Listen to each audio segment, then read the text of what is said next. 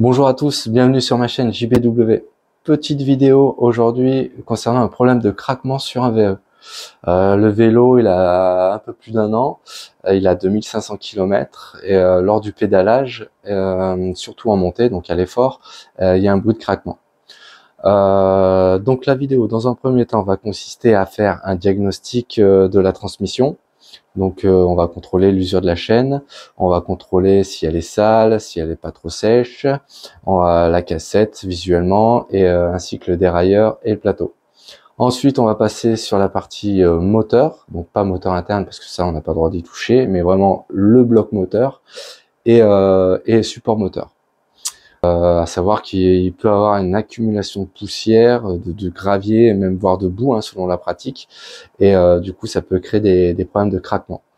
Ça peut même créer des pannes, parce que si, par exemple, on laisse trop longtemps la boue sur cette partie-là, ça peut faire de la corrosion sur l'écosse. Donc, c'est une partie quand même assez importante pour moi. C'est un entretien qui serait à faire annuellement, bien sûr. Et comme la transmission, minimum une fois par mois. Je dis bien minimum une fois par mois. Sur les VTT, je dirais même ça serait à chaque sortie, comme les vélos de route. On sort, on nettoie, on graisse.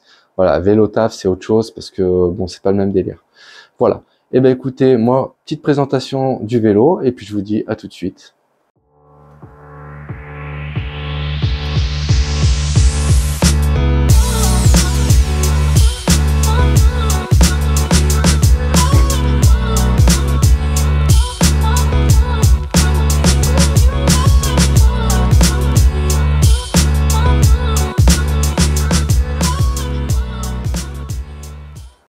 Donc dans un premier temps, on va tester la chaîne. Donc pour ça, j'ai besoin d'un testeur d'usure de chaîne. Celui-là, c'est mon préféré, c'est le Junior. Je vais vous le présenter vite fait. Bon, du coup, pourquoi je l'aime bien? Eh ben tout simplement parce qu'il a cette petite molette qui permet de voir l'état d'usure de la chaîne. Donc c'est plutôt pas mal. Elle part de, du coup, je sais pas si on voit, voilà, de 0% à 100%. Voilà. Donc pour ça, côté professionnel, c'est plutôt pas mal parce que du coup, on sait où c'est qu'on en est au niveau de l'usure. Si on est à 25%, 50%, 75%, 100%. Je sais qu'il y a certaines personnes qui aiment changer leur chaîne à 75% d'usure.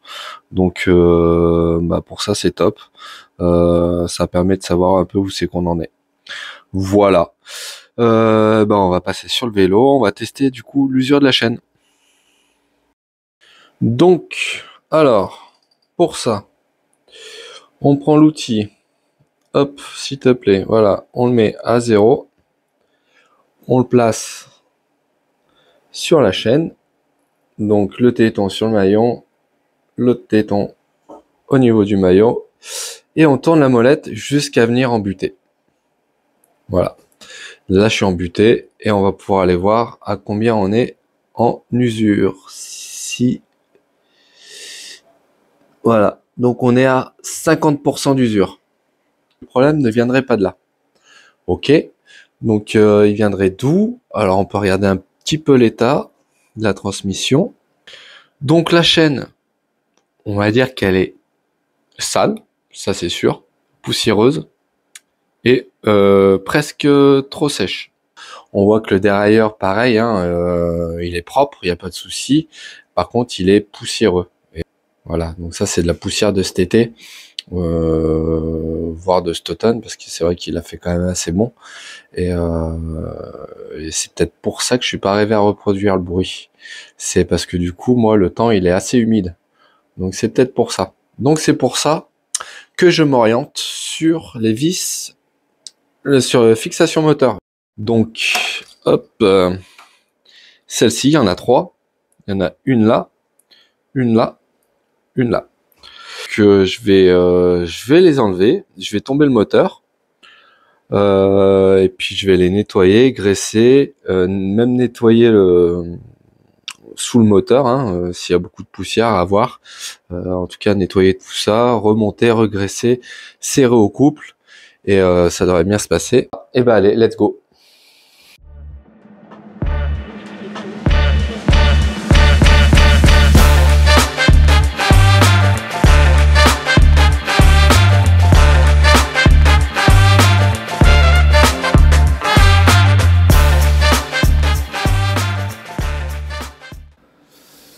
Voilà le moteur. Alors pour moi c'est du Brose, hein. Je suis pas sûr. Dites-moi en commentaire si ce type de vélo, la motorisation c'est du Brose. Il me semble que c'est du Brose. C'est pas marqué dessus. C'est marqué la marque du vélo. Voilà. Ce qui est bien c'est que c'est même le moteur est repéré. Donc voilà. Et là à ce niveau-là il y a des roulements. Ça s'use hein, dans le temps. Mais là 2500 km c'est propre. Il n'y a pas de jeu. Le jeu qu'il y a c'est normal. C'est le capteur de couple. Et du coup, bah, j'ai accès aux vis. Allez, c'est parti. C'est du 6. Et c'est pas du tout serré. Donc peut-être que... Alors, je vais essayer de cadrer mieux que ça. Désolé pour tout à l'heure, il y a une coupure. J'ai plus de place sur mon téléphone. Donc on reprend. Là, j'ai tout débranché. Vous allez voir, c'est hyper simple. Donc, les 3 vis fixation moteur. Donc le problème qu'il y avait eu au démontage, c'est que ces deux vis là, elles étaient pas serrées au max. Elles étaient vraiment pas serrées en fait.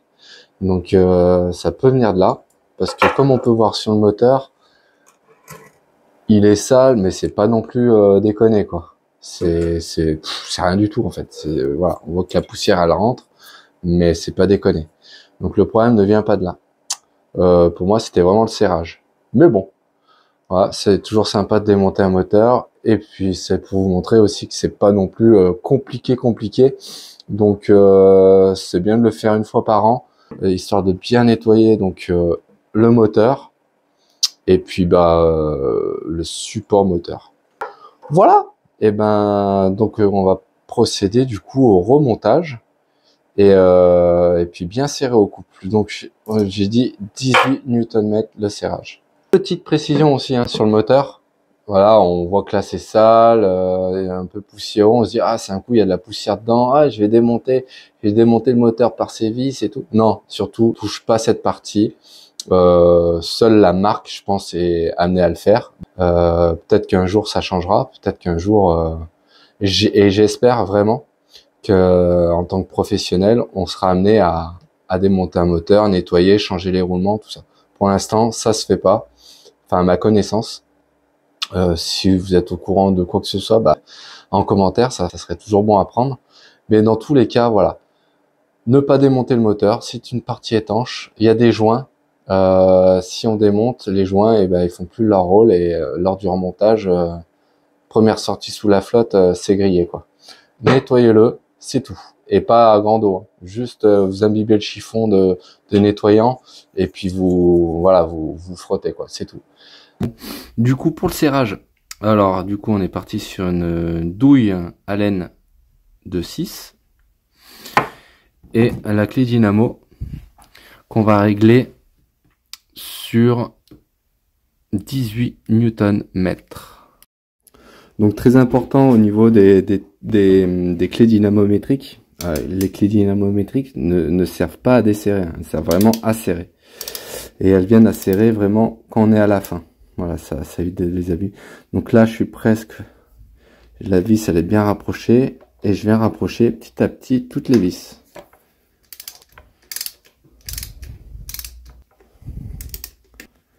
Voilà. Là, du coup, je vais pouvoir venir serrer. Donc, je commence par celle-ci. Là, voilà, on voit que la clé, elle se casse. Donc ça veut dire qu'on est serré au couple.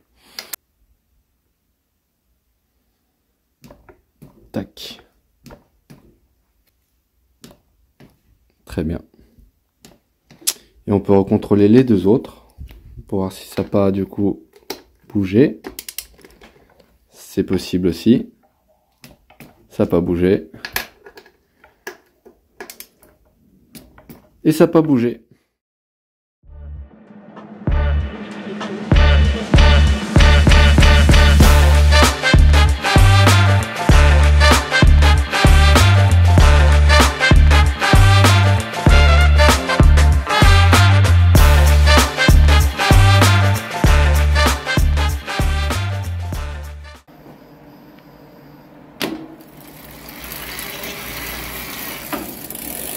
Parfait. Nickel. Voilà, vélo terminé, nettoyé, lavé, lubrifié.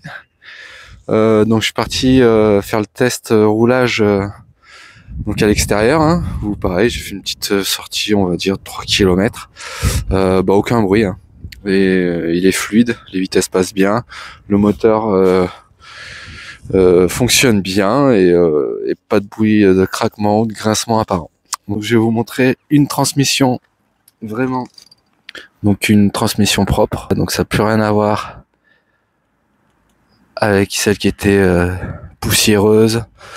Il manquait de gras, de lubrifiant, pardon. Voilà.